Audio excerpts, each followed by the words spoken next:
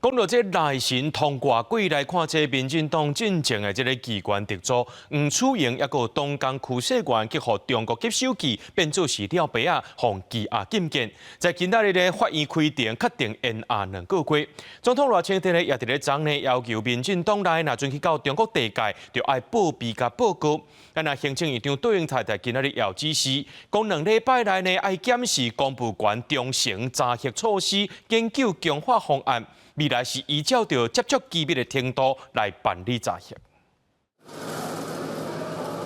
伫反正车行落来，这个挂喙罨规头拢是白头鬃的，都是民进党新北市议员李宜典的前特助黄楚莹，伊和民进党民主学院的前副主任区社员，拢因为涉入中国间谍案被羁押。特别晚2个月，检察官申请延押，17台北地院提审开庭。总统怎么看共谍案在党要无照卸负政治责任？各管会秘书长吴钊燮伫做外交部长的时阵，任内的幕僚何仁杰，和赖清德做副总统的时阵的机要吴尚武，拢涉嫌交付公务机密予中国。被羁押禁见，面对一直传出中国间谍案，兼民进党主席的赖总统提出包括党公职去中港澳爱报备等3个做法。行政院长杜永泰嘛，只是建议马英成2礼拜来检视公务员中层查核措施，研议强化方案。我们要去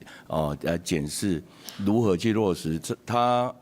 进来的时候，那我们是不是要每一年来 review， 还是用怎样的方式？这个就是未来我们要精进的地方。涉及国家安全或重大利益公务人员，不是扩及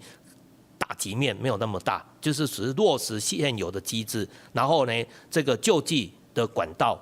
然后呢，应有的程序保障都一定是存在着的不是一个漫无止境，然后呢随便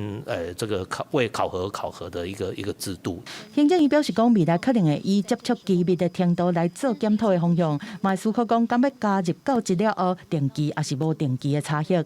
记者综合报道。